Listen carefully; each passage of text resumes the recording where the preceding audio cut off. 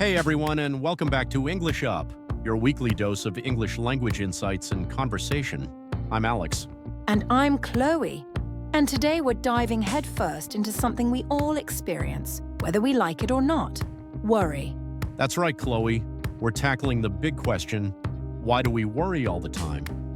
It feels like it's become the background noise of modern life. Exactly. From the moment we wake up thinking about deadlines, bills, relationships, the state of the world, it's exhausting. So, let's try and understand why we're seemingly hardwired to fret. All right, let's start with the basics. Worry, at its core, is a survival mechanism. Back in the day, worrying about predators or food scarcity was crucial for our ancestors' survival. Right. It was a signal to be vigilant, to anticipate potential threats. But nowadays, those threats are often abstract and persistent. We're not running from saber-toothed tigers, but we are constantly bombarded with information that triggers our stress response. Precisely. The 24/7 news cycle plays a huge role. We're constantly exposed to negative headlines, natural disasters, political unrest.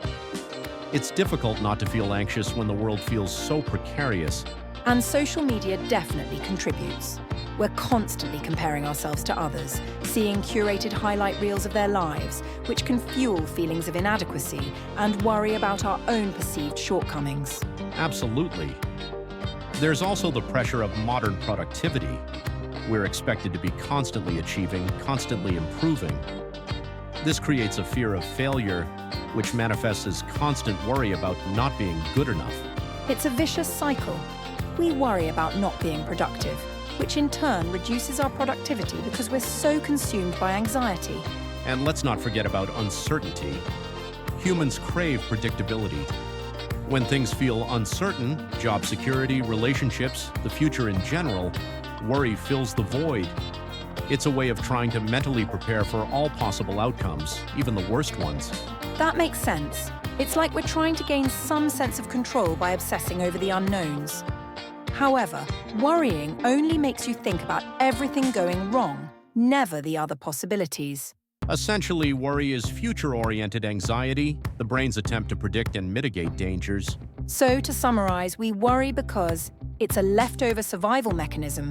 We're bombarded with negative information. We're constantly comparing ourselves to others. We feel pressure to be productive, and we fear uncertainty. Phew. A sobering list, isn't it? Well, before we get too gloomy, let's take a quick break for Vocab Check, where we break down some key vocabulary from this episode to help you level up your English. Exactly. So, let's get started. First up, vigilant. Chloe, take it away. Okay. Vigilant means being carefully observant or attentive to potential danger or difficulties. For example, security guards need to be vigilant in order to protect the building. Great. Next word, scarcity. My turn. Scarcity means a shortage or lack of something. Like in, due to the drought, there was a great scarcity of water in the region. Excellent. Okay, word number 3, precarious. Precarious describes something that is unstable, uncertain, or dangerous. To demonstrate, the old bridge was in a precarious condition and needed to be repaired. Right. Number 4, inadequacy. Inadequacy is the feeling of not being good enough or capable enough. For example, many people suffer feelings of inadequacy when they compare themselves to others on social media. Okay, last word for today. Mitigate. Mitigate means to lessen the severity or impact of something. Like in, the government is taking steps to mitigate the effects of climate change. Fantastic. Make sure to write those down, folks. Those are some really useful terms to add to your vocabulary. Now we're going to explore practical tips on how to manage and reduce worry. All right, we've diagnosed the problem. Now let's get practical. How do we actually stop worrying so much? This is the million-dollar question. It definitely is.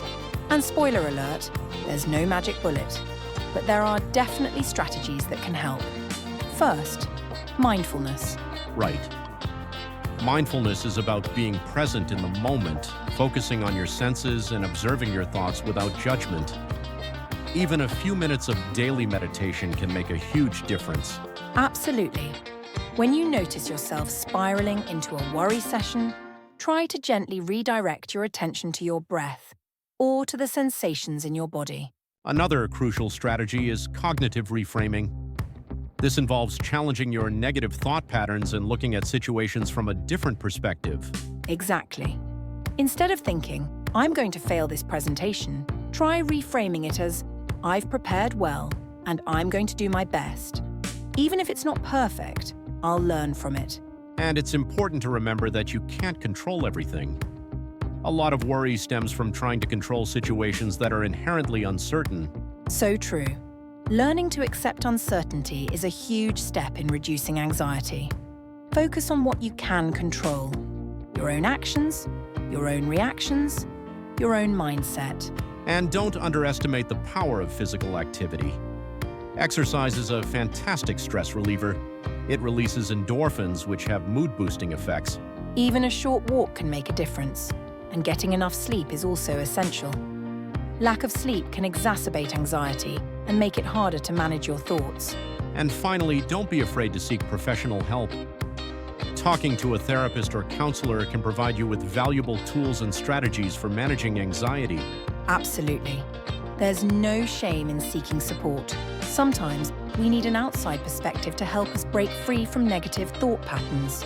So to summarize, practical tips for reducing worry include practicing mindfulness, cognitive reframing, accepting uncertainty, engaging in physical activity, getting enough sleep, and seeking professional help when needed.